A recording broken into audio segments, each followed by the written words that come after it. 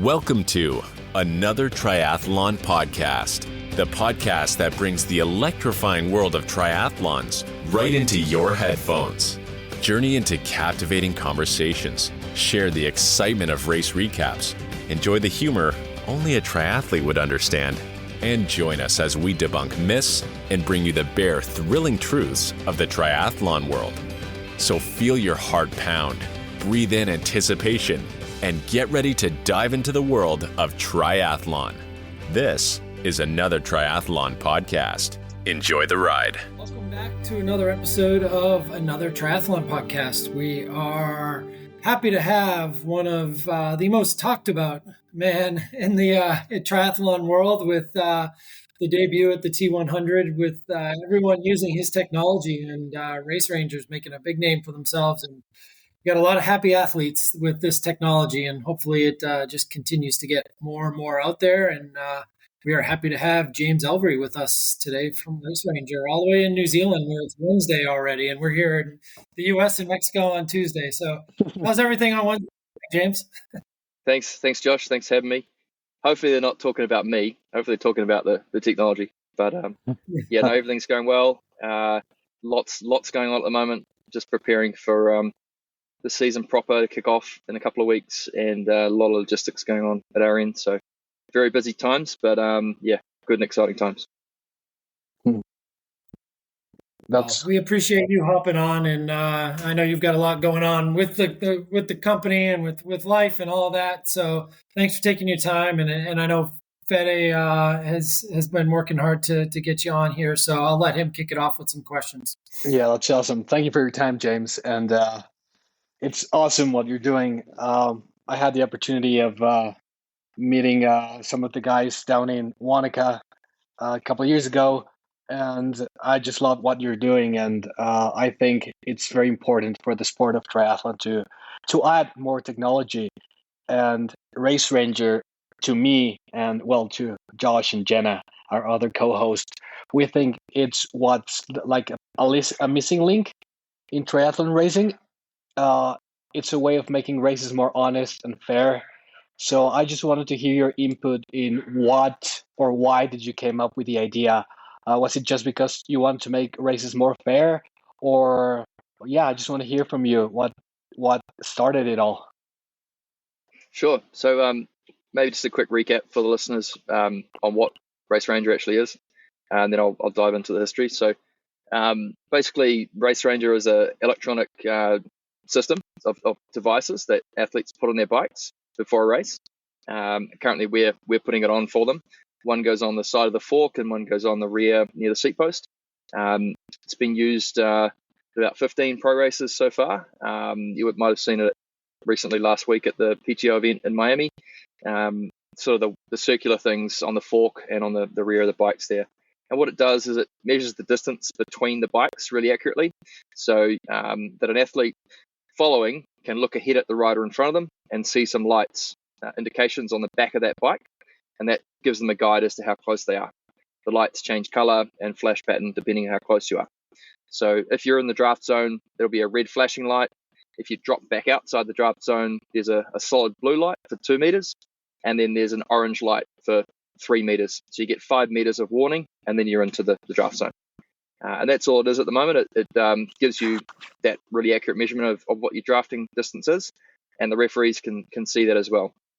We've got a lot of things we want to add to it. One of the things we really want to do is get that data to the referees during the race in real time, and that's something we're working on for this year.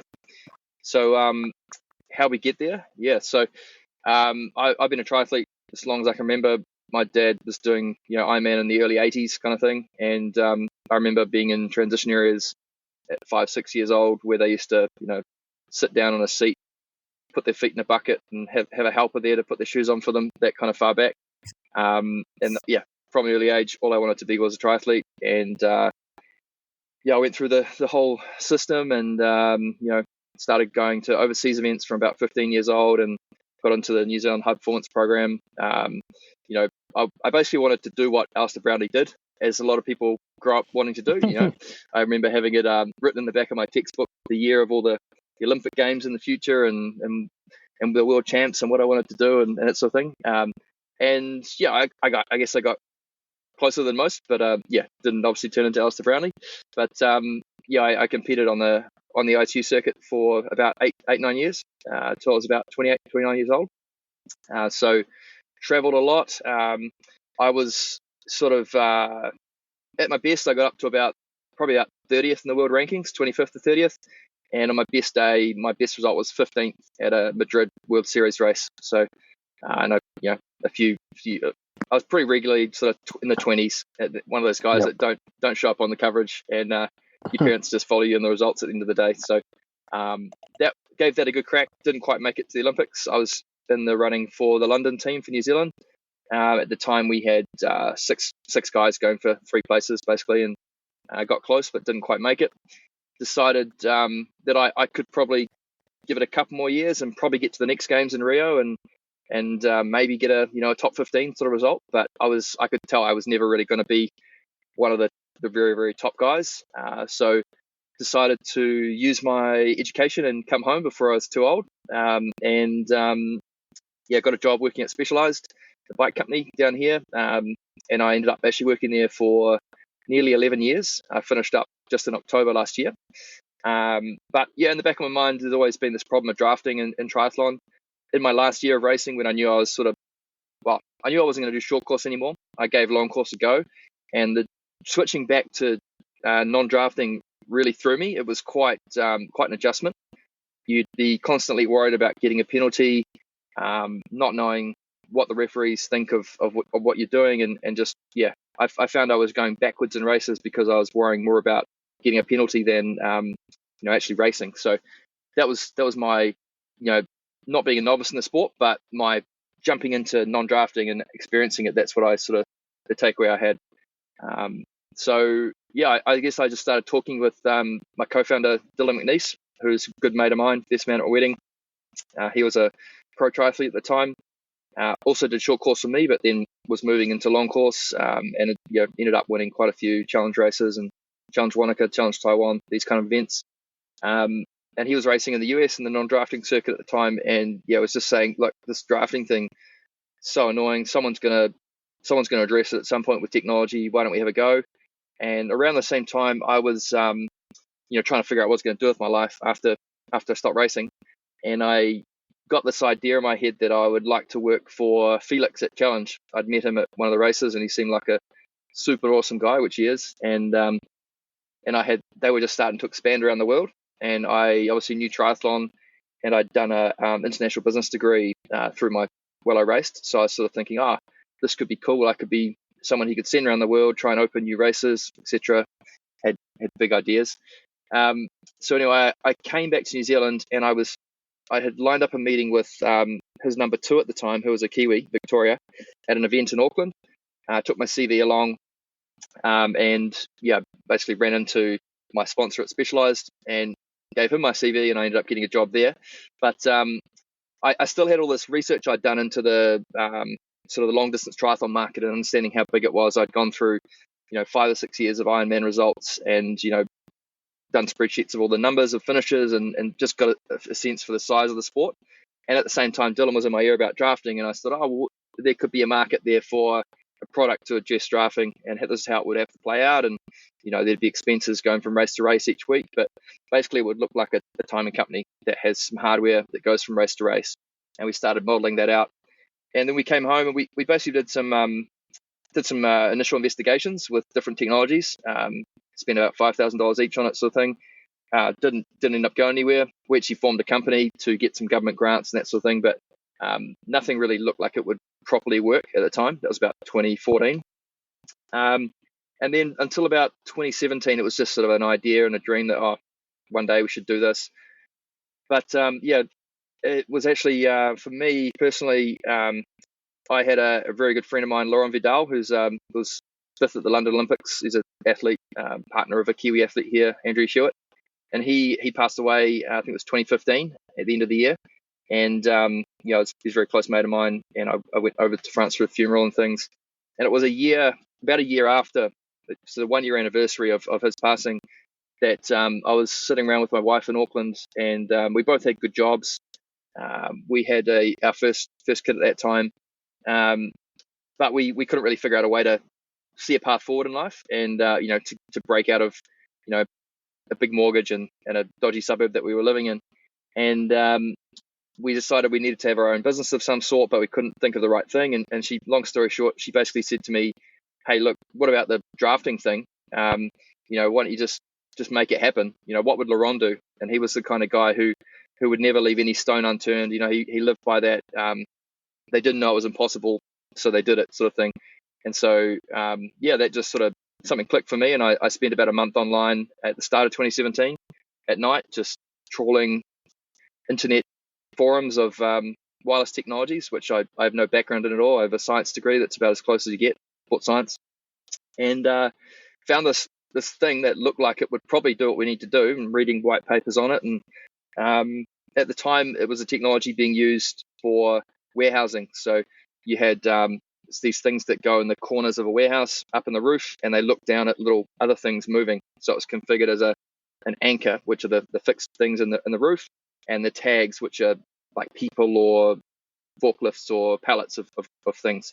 But other than that, it looked like it would do what we needed to do. It was, not affected by temperature, rain, these sort of things. So from there, we took it to an electronic development company, visited about 8 of them actually, until we found a guy who knew what it was. So the technology I'm actually talking about is ultra wideband, which is used in the Apple AirTags. It's pretty common now, but back then it was, not many people knew what it was. And long story short, it's now turned into a full-time job, and we've got something working in races. And it's been a long journey. Like that was sort of 2017. That's when we started, spending some serious time and money on it. And it's been run as a night sort of a side hustle against my specialized job since then. But I had to go full-time into last year. So here we are. This year we've got 38 races signed up, I believe now. So it's going to be a busy year. Definitely. That's awesome. And that's really cool to hear a little bit about your background. And I grew up when you were racing. So I watched Laurent racing, probably you racing. I met Dylan down in Ironman New Zealand when he did his last. He was coached by my current coach, Tim Brazier. So yeah, he's a very fun guy to be around. I just wanted to ask you a little bit more about the drafting, because I know for a fact in age group racing, you can sort of tell because when you look at the times, you see 10 to 15 people with the same bike split. And I don't think that's very possible if those guys weren't drafting. What are the first markers or measurements to know that a person might be drafting when you don't have race ranger in races? Like, how can you tell if people are, borderline crossing the line? Yeah, I mean, without race ranger, I guess that's the whole problem is that unless a referee is right there watching what's going on, there's no way to really police the problem properly. And obviously you can hear the referees coming until they get fully electric motorbikes. But and even when they do arrive and look at a situation, it's your distance guess against their guess, right? So that's the whole premise of the problem, is that you're in a dynamic moving situation. You are trying to guess what that distance is. The referee is also trying to guess what that distance is in the moment. They have to capture you doing it for a decent length of time, 25 seconds, to be able to, properly penalize you. So it's completely subjective, and then you can obviously hear them coming when from behind, so you can spread out. So that's the issue, and what we are trying to address. Could we see on the PTO live stream? It would be very interesting to see, like, X athlete has been into the draft zone this amount of time. Is that possible with the technology to go that far, to know how much time athletes are spending in the draft zone or within the limits, just to have a bit more data and make racing a bit more exciting for the viewers? Yeah, definitely. So right now we are recording that data during the race and downloading it afterwards. So I have an Excel file from Miami which shows just like a results sheet ranked from the person who drafted the most down to the person who drafted the least. And we're still figuring out exactly what to do with that. It's quite powerful data, and it's obviously not very nice for the person who turns out at the top. So being Right. careful with that one. And yeah, we'll figure out what to do with that. The sort of the logic around that is to use it like doping, like the biological passports, right? So the drug testing agencies are taking blood samples from athletes continuously. The athletes don't know the results of those tests. They don't get a hey, you're negative, you're safe. We like what you're doing there. It's just a complete silence afterwards. But all those results are stored in some sort of repository, which is secure because it's obviously personal medical information. But testing agencies can access it and look at it and go, okay, looks like there's something a bit weird going on here. Let's target this athlete through this period, and then they can try and catch them, more likely to catch them for doping. So we see this being used in a similar way where data is collected about athletes during their races, and perhaps, let's say an athlete has raced 4 times this year and then they turn up in Oceanside. I can then supply, let's say, the head referee with information about that athlete at those 4 events so far this year and say that they're in the race and say, hey, look, you might want to focus on this one or this one as part of your activities today a bit more than the others. Rather than giving them a retroactive penalty after the race. Now, yeah, as I said, sort of in the intro, our goal is to really quickly get that to the ref, like this year, start feeding that to the referees in real time.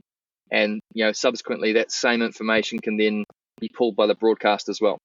So yeah, feasibly a distance, my dream is an on-screen, graphic showing the distance between 2 riders and how it's changing over, in real time as they move through a pass or just sit. You can see, okay, I can see, who was it? Alistair was following Mathis in Florida, and he's sitting at 21.1, 21.2, 20.5 meters, and how that's changing, or if he's drafting and how he moves through a pass. So definitely lots of things we can do with it. We're pretty early stages with that, but at the moment it's just a after the race download. Awesome. So with that after the race download, how are you using that data to say we don't have a whole bunch of front of the pack swimmers who are also front of the pack bikers and things like that? You get the Magnuses and the Sams who are coming from back. They're not the front pack swimmers. So they're passing more people on the bike. So they're going to be in the draft zone naturally, I would imagine, in your technology. So if Sam's passing the entire field on the bike, how does that look in the spreadsheet when he's actually in the draft zone making these passes? Yeah, so the way it works is we record. So we want to know when you're in that draft zone, when you've got the light flashing red, and so we record every instance, moment in time. There's a record created when you enter that zone, and then there's a record created when you exit it. And you either enter and exit it from the front or the back. Either you've made a pass or you're catching someone, and then you either complete a pass or you drop back. And dropping back is technically not allowed. So the way we allow for the passing time that's allowed. So if someone like Sam is coming through the field, they go into someone's draft zone and they complete a pass within the allowed time, then we don't record any illegal time for that. That doesn't count to their score. So that's the basis of it. But we do count any time that someone enters a zone then drops back. So we don't allow any passing or grace period for that because technically it's not allowed. But that might be only a couple of seconds. Let's say that situation with Alistair, he might have entered a few times and dropped back, but it might be only 5 seconds over an hour sort of thing because he sees the light and he drops back. And so he would show up with 5 seconds for the day. That's basically how it works. It tallies up all of those. At the moment, it's not like perfect black and white information because it does record the moving time. So wheeling the bike out of transition area when you obviously don't think you're getting much of a draft effect with wheeling your bike behind someone else, but that would register as drafting time if you went over the 25 seconds. So the 45 for the 20 meters. And then it doesn't also allow for things like aid stations. So if everyone bunches up and slows down for an aid station and there's some inadvertent drafting going on there, the referees are not going to worry about that generally, but we haven't made it smart enough to filter that stuff out yet. obviously we can with time, but right now that's where it's at. But it gives a pretty good picture of who was trying to avoid drafting and who was potentially not. Have you used it? Because I would imagine having the lighting system has been a game changer. They can see what they're doing and where they're at, and they'd be stupid to get themselves in a penalty area for too long. So have you ever done it or used it as kind of a test to do it without the lighting system? Have the technology there, but have the lights disabled and actually see how much people are paying attention to it, but you're grabbing the data and doing it that way too. Yeah, no, we haven't run it without the lights going. I guess every race we go to is a race, so we want it to work and be used properly. And it's actually pretty hard for us to replicate a race. If you imagine every time I need to test something, I need to get 5 or 6 riders together at a certain time. There's quite a bit of stuffing around, put them on. It's a bit annoying for them. So after I've done it a few times, it's, I'm buying a lot of coffees and scones, put it that way. But replicating an actual race is difficult. So and the other thing is half the time, we're trying something that we're not sure works, and so it doesn't actually work for those testers. So it's just a frustrating experience for them, unfortunately, half the time. But no, we haven't run a race without the lights working. But that would be interesting. Yeah. Very cool. I'm sure a race like Oceanside has the team working around the clock because you get a pretty sizable field, whereas the T100, kind of how many you need and how many men and females you're going to need to supply for. How does a race now with the Ironman contract, and kudos to you guys for that? How do you prepare for a race like that, not knowing the pro field size necessarily, and having a race like Oceanside that typically gets a much larger field? Yeah, so in the agreement we put, I think it's okay to share this. We put some upper limits on how many devices we need to bring. So I think we put it at like 140 for Oceanside. That's what we're preparing at the moment. I don't actually expect it to be that high. I think the highest I've seen looking back to the last few years of pro numbers have been about 95. So if we get to 120, I'd be surprised. So we'll see. But that's basically how we do it. We're boxing our units up into like big black Pelican cases, 40 sets per box, and there's about 11 of those boxes at the moment, and they're getting shipped all different places from here to here to here, and you've got to allow time for different freight and customs and all that sort of thing. So a bit of a logistical nightmare. Different staff as well. So I obviously can't be at every race, so I'm going to do probably I think about half of them. But I've got a guy being set up to do the US and North America, training him at Oceanside and at Texas, and then I'll leave it up to him. Similarly, bringing a guy from New Zealand over to Europe who's going to operate a lot of the European races. And then obviously we've got to have backup people in case something happens or they get appendicitis on the Wednesday or Thursday of a race kind of thing. So just working through all those little logistical things and what other gear needs to go and tools and stickers and all sorts of things. So one big spreadsheet. Lots of spreadsheets. What's kind of the big vision goal? We'll get into some questions from some of the team, but like where you see this technology going, obviously this is a great start and it's growing and the popularity's there. The athletes love it. What is kind of the vision for you? And you talked a little bit about having that technology live and things like that, but what's kind of your dream goal and where do you want to see this go and how, where does it get into the age group field? I mean, does it become that big? Yeah. So our goal is to get to the age groupers basically, and to get used by entire fields. And I start looking at me like I'm a little bit crazy at that point, and eyes start to glaze over half the time. But those are the kind of looks I was getting 3 years ago when I talked about pro use. So I'm okay with that. Now, it's obviously different in the pros and the age groupers fields, different dynamics. The way the races work and they're policed is completely different. So there are some important differences.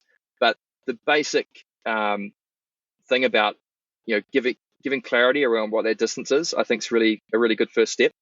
You've got those really busy races where obviously there are some races where it's just packed and it's going to be very difficult to improve the fairness much.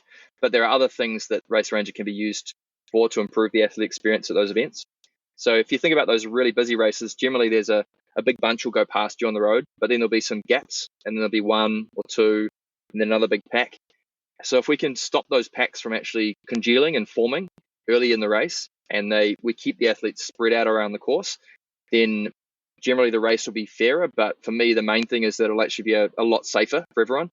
If you can give everyone this visual guide, and through the live connection to the referees, they'll be able to pick out which athletes around them are drafting for a long time and are like right on the wheel, and they can then pick those athletes out. So that'll be a strong deterrent over the current situation to not draft. Yeah. And I guess the other part that we do want to add is improve live tracking. So if you think of the field of an Ironman event, for example, you've got, say, 3,000 athletes, and maybe 1,000 are competitive or train regularly for a number of years. And perhaps the middle half are just sort of recreational, and then the middle third, and then the last third are maybe just there to tick a box, and they probably won't do another triathlon again. And that last group probably don't care much about drafting, but they do care about everything else and the experience of doing the event, and they want it to feel like a big deal. And it's difficult for it's possible, but it's not a great experience for their spectators to track them through the day.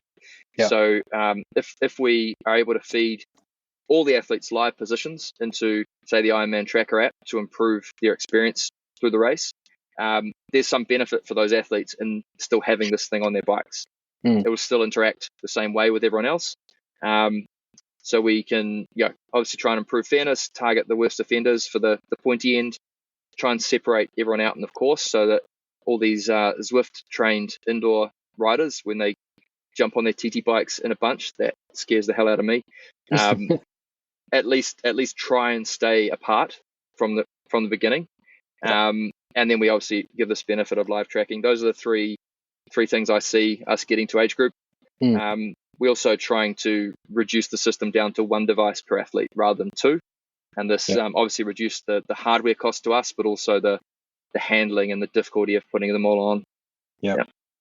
Also, well, that's great. And of course, safety is the first concern when it comes to racing and all of this. But speaking about the pointy end of racing, do you see probably or potentially the first step of incorporating Race Ranger to, let's say, when you register for an Ironman as an age grouper and you click I want to qualify for a world championship slot, or I want to race for the podium, or this and that.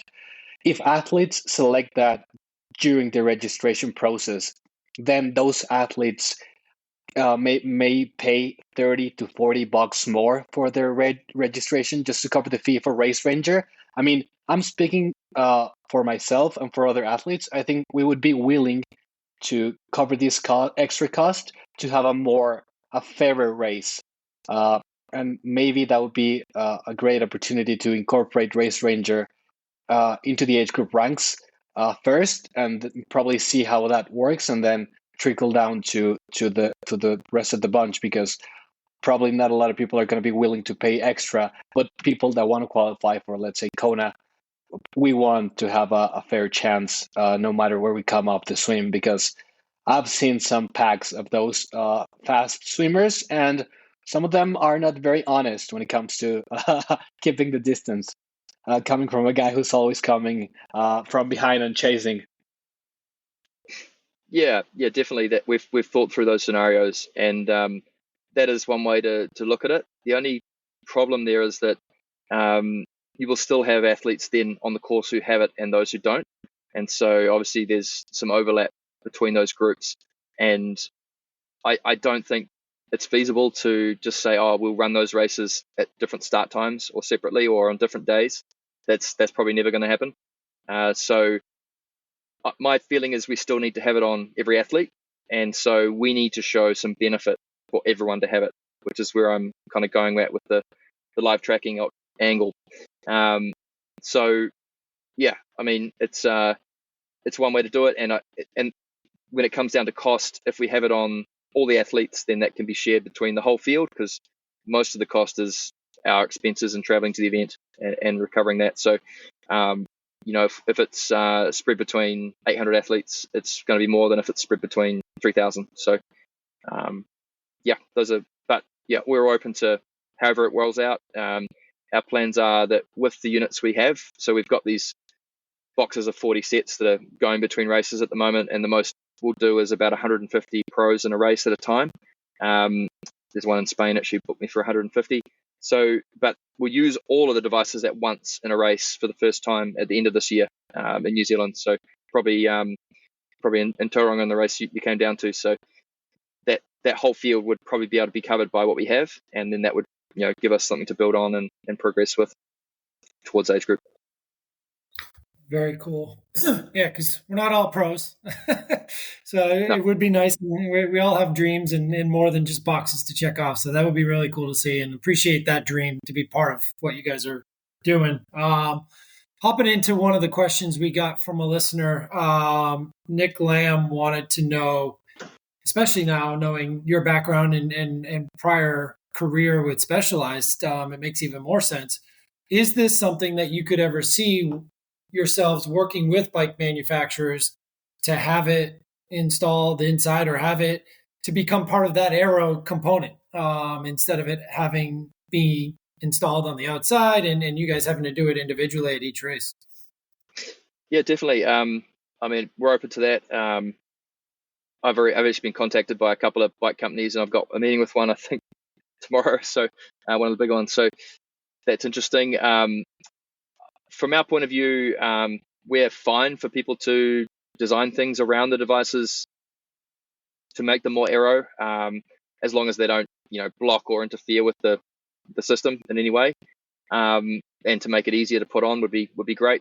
This new version we're making at the moment, the rear device in particular, if people have seen, we've got a plastic circular disc and then these rubber sort of fins that fit around the frame. Those two pieces are going to be able to be separated, so you can take the rubber piece off, and then you've got a bit of a bracket on the plastic bit. So that could potentially slot into something on the frame if it worked.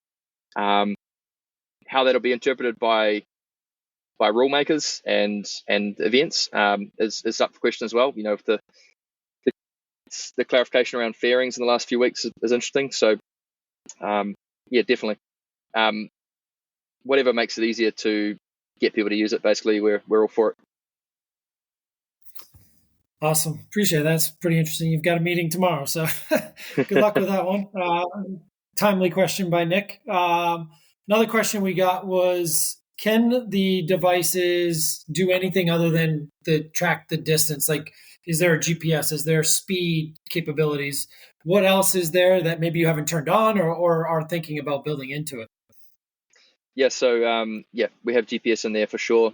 We're using it not as the technology we rely on solely for the distance measurement. That's the more accurate ones, but it is in there, and we know the athlete's ID. We have a timestamp, so definitely we can do some tracking with that as we've talked about.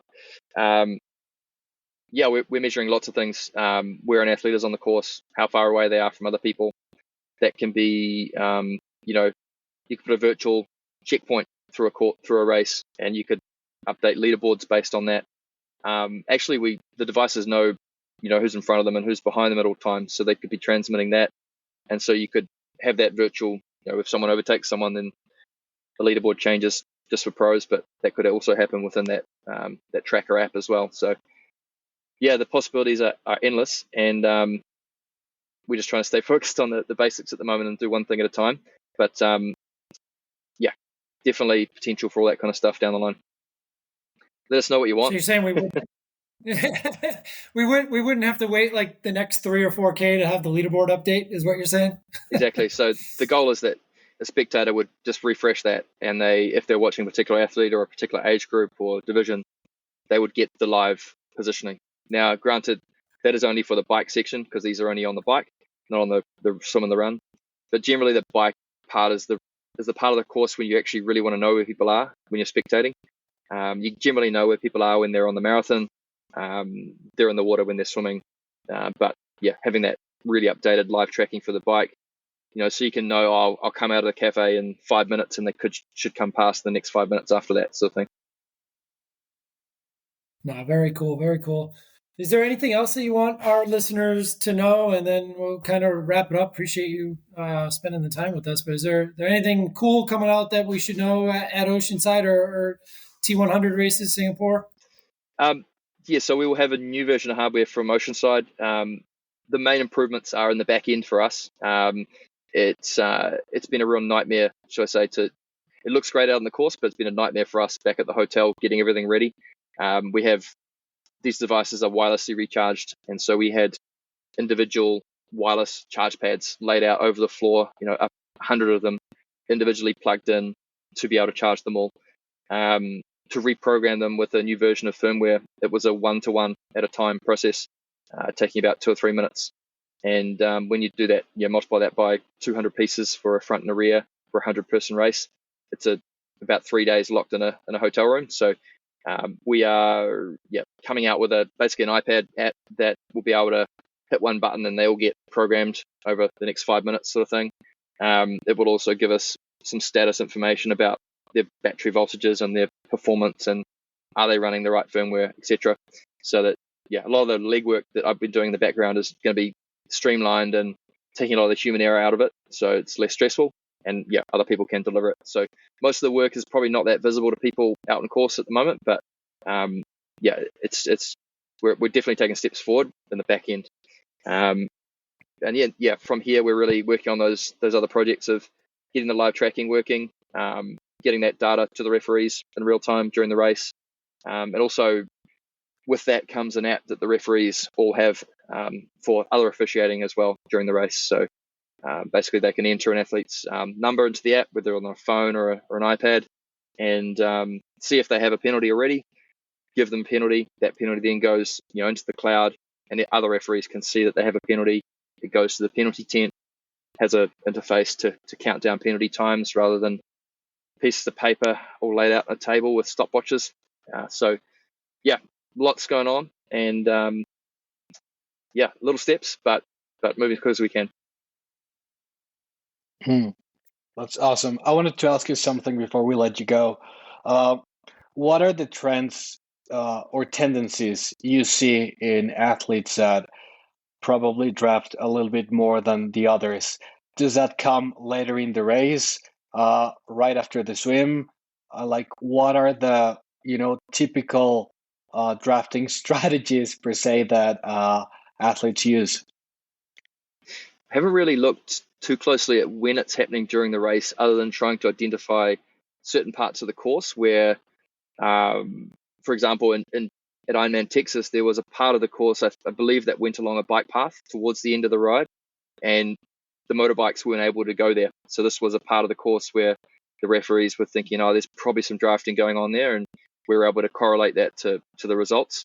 I guess that the general trend we've seen from the 3 or 4 races we've done now with the data is that there's sort of I wouldn't say it's a hockey stick curve, but it's a pretty even, it's not a straight line curve. It's an even curve, a rounded curve of, there's a lot of athletes who don't draft very much or very little at all. Then there's in the middle group that they're probably drafting a little bit, but they probably looks like they're doing their best to avoid it. And then it pretty sharply goes up to a few athletes who are drafting more than they should be. And so it's quite, and this curve has been quite replicated at the last few races. So that's I guess the best insight I can give you so far at looking at it. There's 2 or 3 outliers that definitely probably need a good stern talking to. There's others that are saying, hey, you're probably in the middle of the curve, but you could tone it down a bit. And there's others who we don't want to tell them, but they probably could draft a bit more than they are and get away with it. But we obviously don't want to encourage that. So this is the sort of questions we have around what do we do with this data. You got to be quite careful with it. Even if you don't use it for penalties, let's say you look at the other way and let's call out the people who drafted the least, or let's give them some sort of recognition. Well, that's not always the best thing either, because they might have just not been riding around everyone the whole day. They might have been dead last. So it's pretty hard to decide exactly what to do with it. But I'm sure it'll get figured out with all the big minds in the sport, World Triathlon and Ironman and PTO and all the groups. So we'll get there. Awesome. Really appreciate all the info, all the time, all the effort that you're putting into making it a better sport, because I think we can all see the direction it's headed, and T100 in Miami was a great spectacle, and there were glitches, and it's the beginning of this new era of triathlon for television, and I think it's got a great future ahead of it, and companies like Race Ranger are going to really make that advancement quicker than we probably expected it to. So appreciate you coming on and telling us about that, and where's the best place for people to follow you and the company and get some updates on where you're going in the future. Thanks, guys. Yeah, so I'm terrible at social media, but I'm a bit old. We have we have an Instagram account that I update now and then, and it's got, if you're new to our company, you can scroll through there and see the last couple of years of history of what we've been through. And then the other thing is we have a website, so raceranger.com. So gives a bit of the story and probably needs a little bit of an update as well. But busy building stuff, do websites and things when we can. But watch out for us at races is probably the best place to follow our progress. Awesome. Well, thank you very much, James. It was great meeting you, and hopefully I'll get to see you out at Oceanside. Yeah, thank you so much, James. I'll give you a demo ride if we have time. Sounds good. All right. Well, have a good one. Cool. Thanks, guys.